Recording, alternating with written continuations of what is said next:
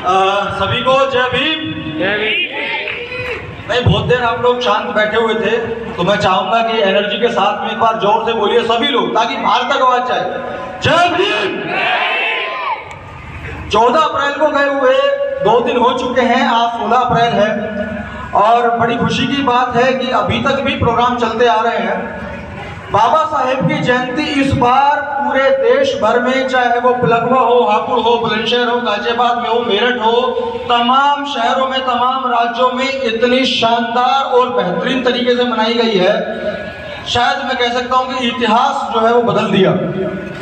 और सबसे बड़ी बात, खास बात क्यों है कि बाबा साहेब की जयंती बहुत खास मनाई गई है, वो इसीलिए क्योंकि अब से कुछ दिन पहले भी कुछ यात्राएं, कुछ रैलियां निकाली गई थी, उनमें दंगे हुए, किसी ने किसी के ऊपर पथराव किए, किसी ने किसी के ऊपर पथराव किए। आपने सुनी होंगी खबरें सोशल मीडिया पर। लेकिन देश भर के लोगों ने बाबा साहेब की जयंती मनाई, विदेशों में मनाई, लेकिन कोई भी ऐसी घटना एक भी सामने नहीं आई। तो ये बहुत बड़ी अचीवमेंट है हमारे बहुजन समाज के लोगों के लिए कि शांति प्रियता के साथ में उन्होंने बाबा साहेब का नाम पूरे देश और पूरे विश्व में लहराया है। और क्योंकि जैसा आप सभी को पता है कि मेरा नाम प्रशांत बौद्ध है और मैं सोशल मीडिया पर पाखंड, अंधविश्वास को लेकर के ज़्यादा काम करता हूँ, क्योंकि मैं ये समझता हूँ कि अगर हमारा समाज आज तक भी, मतलब सोचिए, बाबा साहब ने इतने अधिकार दिला हमको दिए कि मैडम ने आपको बताया और भी तमाम वक्तव्य लोगों ने बताया आपको, इतने अधिकार दे दिए, लेकिन उसके बाद भी यदि हम गणना करें तो हमारा बहुजन समाज आज भी बहुत बड़ी संख्या में पीछे है। चाहे वो आर्थिक रूप से हो, चाहे वो सामाजिक रूप से हो, चाहे वो राजनीतिक रूप से हो, चाहे किसी भी तरीके से हो। तो हमको ये गणना करनी पड़ जाती है कि भाई वो क्यों है। तो जब मैं गणना करता हूँ और देखता हूँ तो मुझे एक सबसे बड़ा कारण दिखाई देता है, वो ये कि जो हमारा बहुजन समाज है, SC ST OBC समाज के लोग, माइनॉरिटी के समाज के लोग जो हैं, वो लोग पाखंड, अंधविश्वास, बाबाओं के चमत्कार, टोने टोटके और तमाम तरह की चमत्कारिक शक्तियों में विश्वास करते रहते हैं और उन्हीं के पीछे लगे रहते हैं। अभी बाबा साहेब का जन्मदिन हमने बनाया। अब बाबा साहेब क्या है? क्या हमारे घर का कोई छोटा भाई है या हमारी मतलब कोई रिश्तेदार है कि हाँ भाई बर्थडे आया, केक काटा, फूल चढ़ाया और बात खत्म? बाबा साहेब एक शख्सियत हैं और शख्सियत ऐसी हैं जिन्होंने देश के साथ साथ विदेशों में भी परिवर्तन किए हैं। तो हमारा दायित्व ये बनना चाहिए कि हम लोग उनको पढ़ें, समझें, सीखें और जो उनका जीवन का संघर्ष था उससे सीख कर, क्योंकि देखो आपको पता होगा, जितने भी यहाँ बहुजन समाज के लोग बैठे हैं, मैं भी उसी समाज से बिलोंग करता हूँ, तो हमारे जीवन में कोई बहुत ज़्यादा सुख नहीं है। और मैं तो अभी यूथ ही हूँ, आप तो लोग बहुत बड़े एजेड लोग यहाँ पे बैठे हुए हैं, माताएं बहनें बैठी हुई हैं, हमारी माताएं बैठी हुई हैं। आप लोगों ने तो शायद हमसे ज़्यादा संघर्ष देखा होगा, झेला होगा, हमसे ज़्यादा विषम परिस्थितियों को झेला होगा।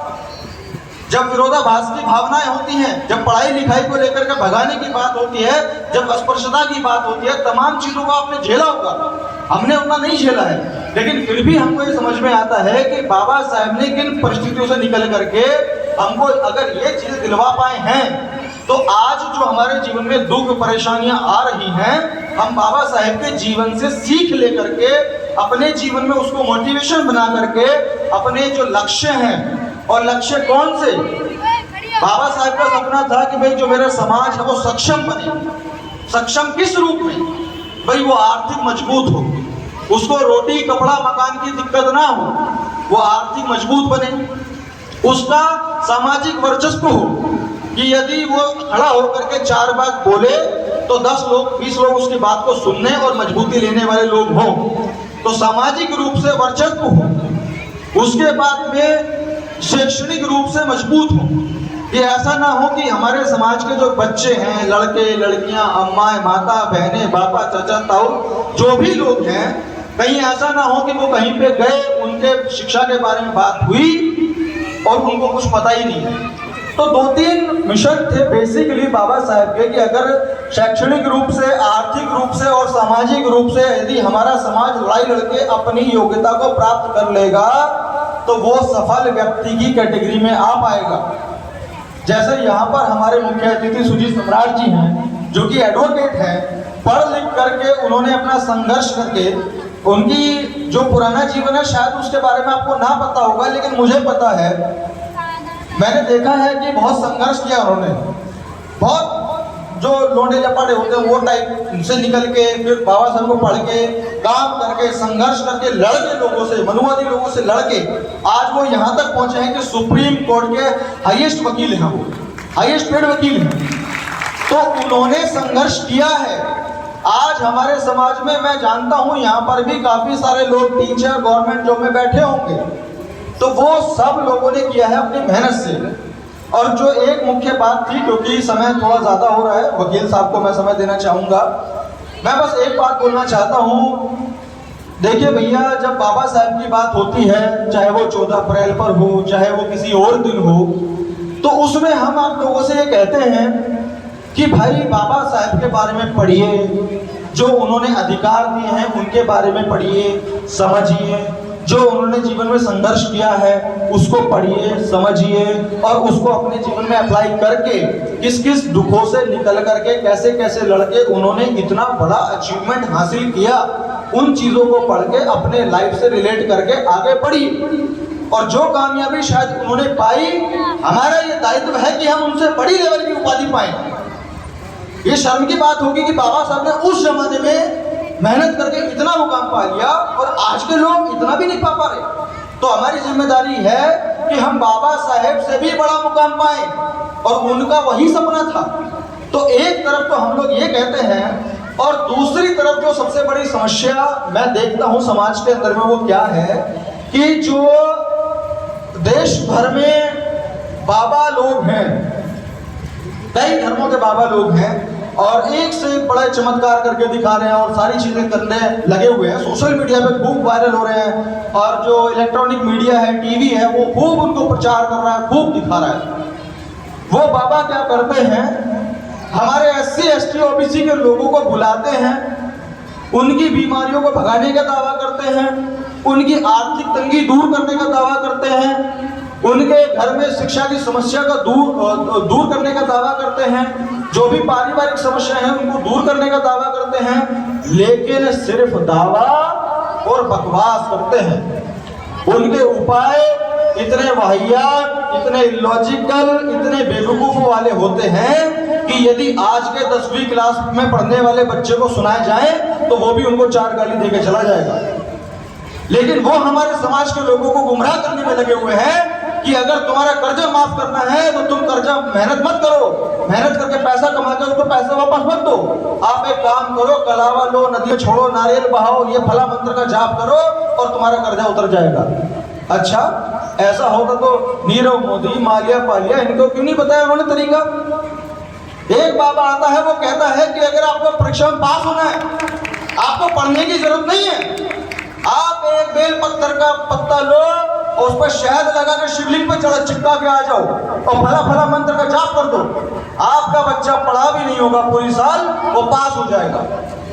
ये बाबा लोग हमारे बच्चों को ये ज्ञान दे रहे हैं और टीवी वाले लोग उनको दिखा रहे हैं और हमारे लोग देख रहे हैं, तालियां बजा रहे हैं, सीख रहे हैं।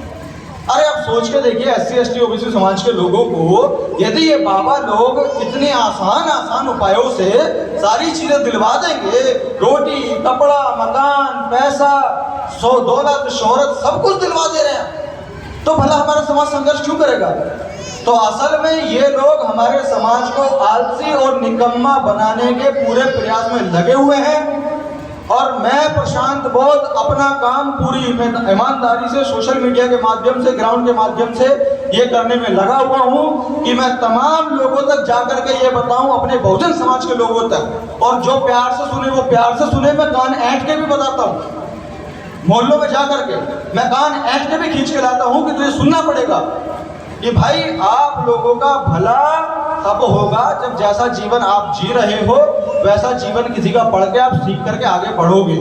ये तंत्र मंत्र से, टोने टोटकों से, कहानियों से और जादू चमत्कार से, ईश्वरी शक्ति से, इन बाबाओं के माध्यम से, धार्मिक ग्रंथों से आपका जीवन का भला ना हुआ था, ना कभी होगा। और ये कहते हैं कि हो जाएगा हो जाएगा। अरे चलो, हम तो आज कामयाब हो गए इस देश में, अब भी तो गरीब हैं, अब भी तो लोग भूखे सो रहे हैं, अब भी तो अत्याचार हो रहा है, अब भी तो करप्शन हो रहा है, अब भी तो लोग अनपढ़ हैं। तो अब क्यों नहीं सरस्वती माता उन अनपढ़ बच्चों को ज्ञान दे रही है? अब क्यों नहीं लक्ष्मी माता वो जो बच्चे भूखे सो रहे हैं उनको पैसा दे रही है? ना, जिनके पास नहीं है उनको देंगे नहीं, और जिन्होंने अपनी मेहनत से लिया है उनका श्रेय उनको दिलवा देंगे। अरे नहीं नहीं, तुमसे थोड़ी, उन्होंने दिया है।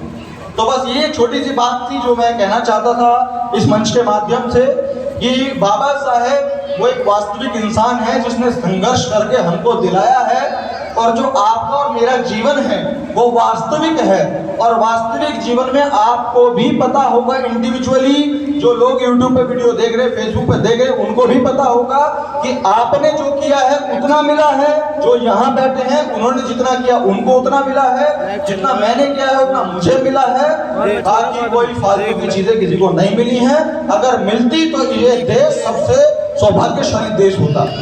तो बस यही कुछ बातें थी जो मैं आप लोगों को बताना चाहता था। इसी के साथ मैं अपनी वाणी को विराम देना चाहूंगा। सभी का बहुत बहुत शुक्रिया। जय भीम।